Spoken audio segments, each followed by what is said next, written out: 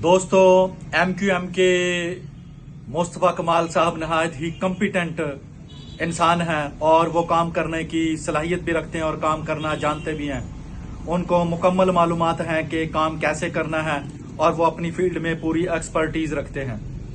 जब वो कराची के ज़िले नाज़िम रहे थे तो उन्होंने बहुत अच्छे अंदाज में कराची में काम किया और कराची की डेवलपमेंट में अपना किरदार अदा किया। बल्कि मैं तो यूं कहूँगा कि उन्होंने कराची में की डेवलपमेंट में अपना हिस्सा भरपूर अंदाज में डाला था और कराची को वो बुलंदियों पर लेकर जाना चाहते थे तरक्की के लिहाज से। लेकिन बाद में क्या है, ज़िले नाज़िम सिस्टम को ख़त्म कर दिया गया चूंकि जनरल परवेज मुशर्रफ साहब की जो काफ लीग है वो ख़त्म हो गई और नए इंतखाबात हुए और लिहाजा जनरल परवेज मुशर्रफ साहब की भी रुखसती हो गई, इसलिए कराची को कोई ख़ास दवाम हासिल ना हो सका।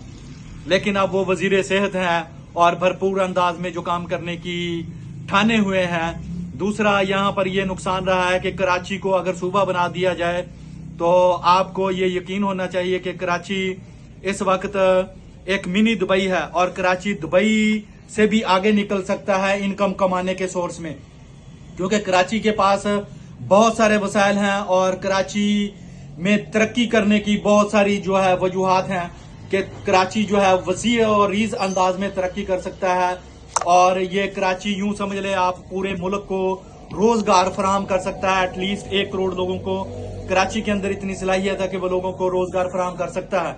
लेकिन बदकिस्मती यहाँ पर यह है कि किसी भी कॉम्पिटेंट इंसान को कराची में नहीं लगाया जाता और इतनी बड़ी आबादी वाला शहर जो इतना रेवेन्यू जनरेट करके सूबे को देता है, मरकज को रेवेन्यू जनरेट करके देता है, लेकिन उसके ऊपर कुछ भी खर्च नहीं किया जा रहा है। ना उसके ऊपर मरकज खर्च करने के लिए तैयार है और ना ही सूबा खर्च करने के लिए तैयार है।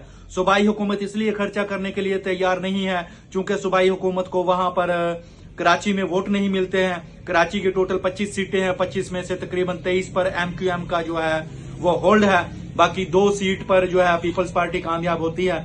लिहाजा पीपल्स पार्टी किसी सूरत भी वहां पर काम करवाने के लिए तैयार नहीं है। हालांकि अब जो ज़िले नाज़िम है वो पीपल्स पार्टी का ही है, मुर्तजा वहाब साहब, लेकिन अगर आप उनकी कारकर्दगी चेक करें तो वो 0/0 है।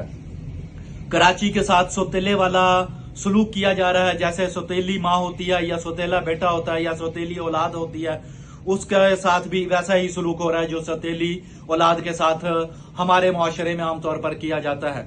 अगर हम ये चाहते हैं कि पाकिस्तान तरक्की करे और कराची भी तरक्की करे तो उसके लिए जरूरी है कि कराची को एक सेपरेट स्टेट बना दिया जाए, उसको अलहदा सूबे का दर्जा दिया जाए और उसको फाइनेंशियली भी सपोर्ट किया जाए। तो फिर आप देखेंगे कराची उभरता हुआ जो पाकिस्तान के लिए दुबई है और अल्हम्दुलिल्लाह पाकिस्तान बुलंदियों को छू सकता है।